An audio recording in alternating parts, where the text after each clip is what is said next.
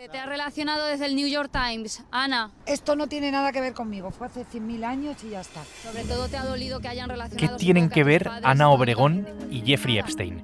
Una de las figuras mediáticas más reconocidas de España y este financiero y depredador sexual. Pues en principio nada, pero nada más lejos de la realidad. Hay una conexión entre ellos, antes de que él se convirtiera en uno de los personajes de la peor calaña, que explica su ascenso al poder, a la élite y a los millones. ¿Se hizo rico Epstein gracias a Ana Obregón? Esa es la pregunta. Soy Javier Atard y hoy es jueves, es 18 de diciembre. El Mundo al Día, un podcast del Mundo.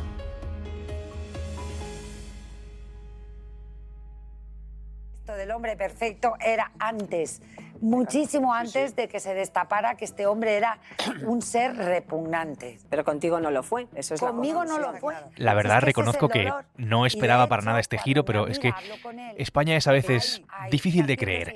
Es verdad también que Ana Obregón ya había hablado de su vínculo con Epstein en sus memorias allá por el año 2012.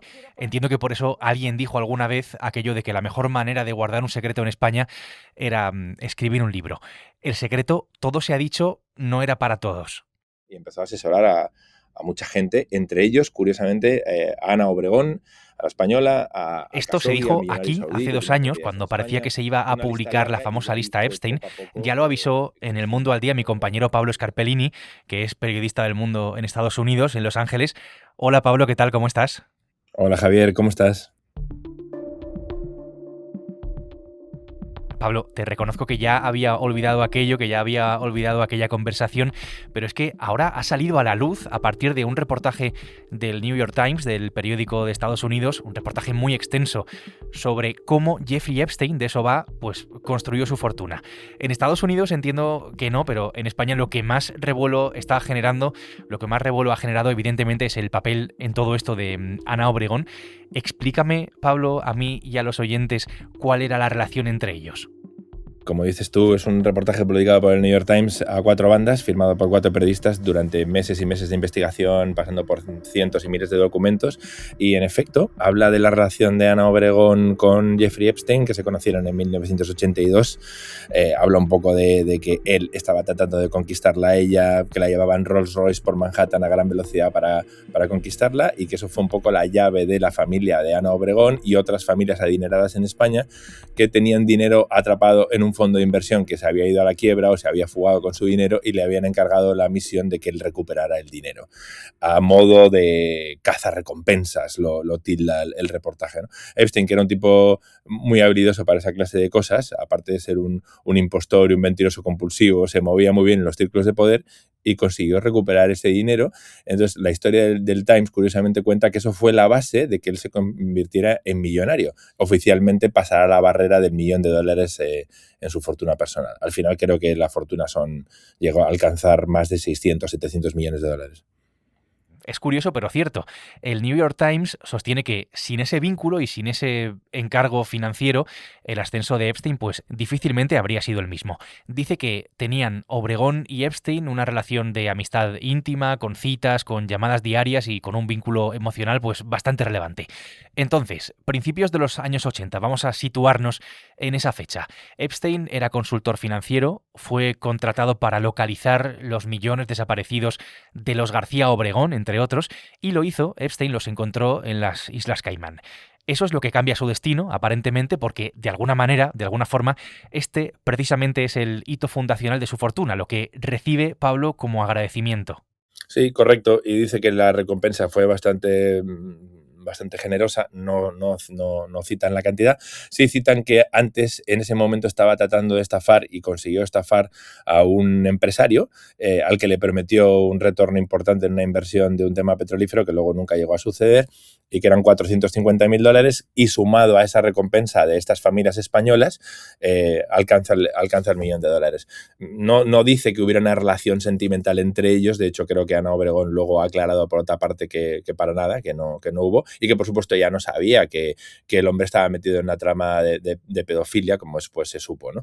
Es cierto, porque en el 82 todavía no había salido nada de eso. Se sabe que las primeras acusaciones contra Epstein por abuso sexual de menores son a partir del año 2000, en el 2005 en concreto. Epstein, es verdad, se hizo mundialmente conocido por ser un depredador sexual, por ser un personaje muy oscuro, que ha operado siempre además con las élites, especialmente, evidentemente, en Estados Unidos, acusado de pederastia, de trata de mujeres. Su vida además terminó con un suicidio extraño en la cárcel.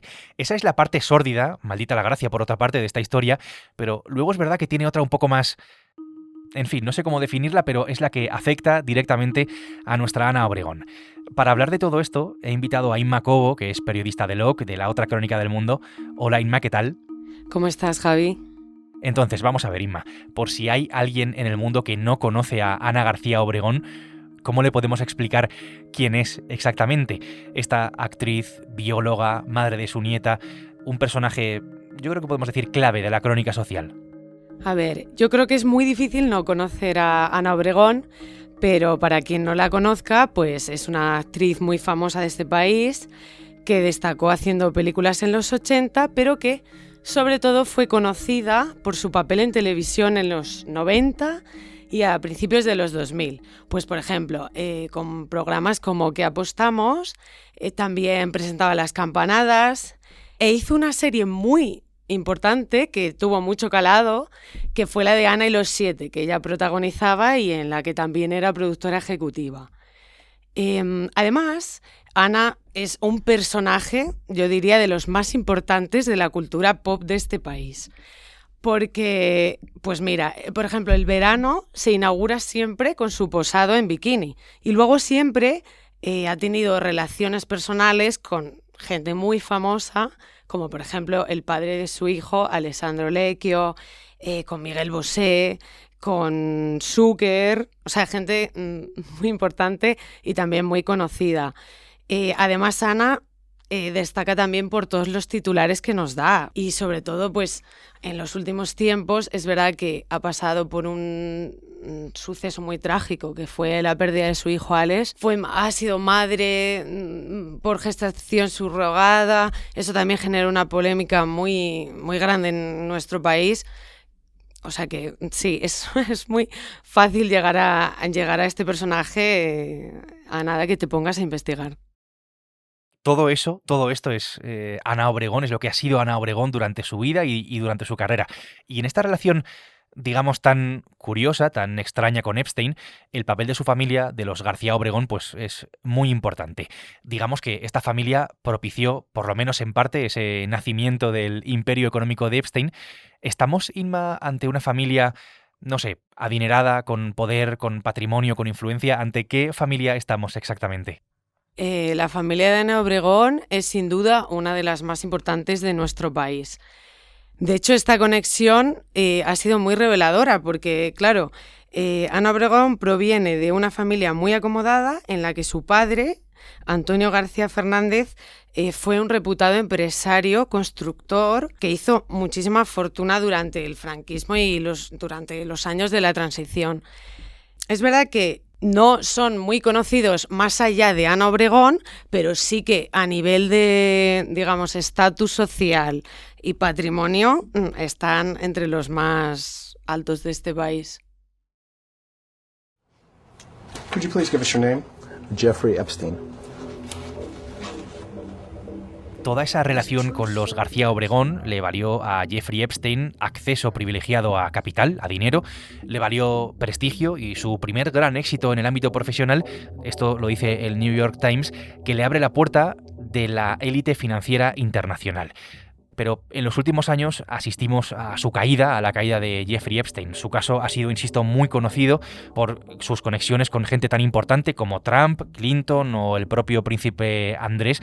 Un asunto, además, que suscita muchísima polémica y muchísimo interés en Estados Unidos, que al propio Trump le ha costado una parte de su relación con todo ese mundo MAGA, tan partidario de publicar los nombres de todos los que orbitaban alrededor de Epstein, y que Trump, pues, no ha hecho. Por recordarlo, Pablo, ¿en qué estaba metido Epstein? Sí, en líneas generales una trama de explotación sexual en la que varios colaboradores, entre ellas una exnovia que ahora está en la cárcel, le ayuda a conseguir mujeres jóvenes, adolescentes, chicas de 14, 15, 16 años, a las que les paga por unos presuntos masajes que luego se acaban convirtiendo en algo más, ¿no? En un abuso sexual. Esto se convierte en una cadena piramidal porque a cada chica que tiene le dice que le va a dar una recompensa monetaria si consigue a otra amiga o compañera o alguien que venga a visitarle. Se convierte en una trama de explotación sexual muy grande, no solamente en su casa de Palm Beach en Florida, sino también en Manhattan, en una isla que tenía en el Caribe, y ese círculo se empieza a ampliar porque le empiezan a relacionar con gente de mucho poder como Donald Trump, como Bill Clinton. La lista de nombres es extensísima. Está Woody Allen, está Richard Branson, el dueño de Virgin, el antiguo príncipe de Inglaterra, ahora desposeído de su título, el príncipe Andrés. Entonces, bueno, todo eso se ha convertido en una trama muy, muy grande, puesto que están reclamando las víctimas del Departamento de Justicia que se sepa toda la verdad, ¿no? Que salgan a la luz los papeles. Trump se resistió, después han ido saliendo a la luz. Hace unos días se publicaron unas fotografías en las que se ve a Trump, además de otro montón de gente, de otra gente de poder, con Epstein, en fiestas, con chicas rodeadas. Entonces, bueno, da un poco, no hay nada ilegal en ellas, pero sí da un poco una pista de cómo un hombre de clase trabajadora, de Coney Island, que era un profesor de matemáticas bastante mediocre, brillante en las matemáticas, pero mediocre como profesor, al que le iban a despedir, de repente consigue meterse en Wall Street, seducir a los altos ejecutivos de Bear Stearns hasta el punto de conseguir que alguno de ellos le presente a su hija con miras a que se case con él. Era un personaje que fascinaba por allá por donde se movía, pero que al final resulta ser un impostor, un chantajista y además un pedófilo que se quitó la vida en prisión en 2019. Todo esto es lo que era Jeffrey Epstein. Pablo, gracias. Gracias por ayudarme, por ayudarnos a entender un poco mejor esta historia tan curiosa. Gracias a ti, Javier, y recomiendo a la gente que se lean la historia del Times porque no tiene desperdicio. Mira, me llevó que yo flipé, por ejemplo, a una discoteca que era el Estudio 54, que la acababan de reabrir, que yo flipé porque era mítico, no sabes lo que era aquello. Unas colas.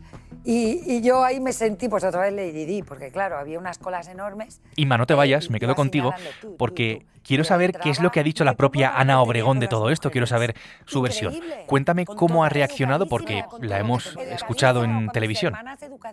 Pues sí, Javi, las primeras palabras que dijo sobre esto Ana Obregón fue en el programa Y ahora son soles, de A3 Media, en el que, bueno, básicamente dijo que conoció a Epstein en los 80, que incluso fueron amigos y que eso ahora mismo era algo que le repugnaba y que incluso le hervía la sangre, ¿no? Fueron estas palabras tan impactantes.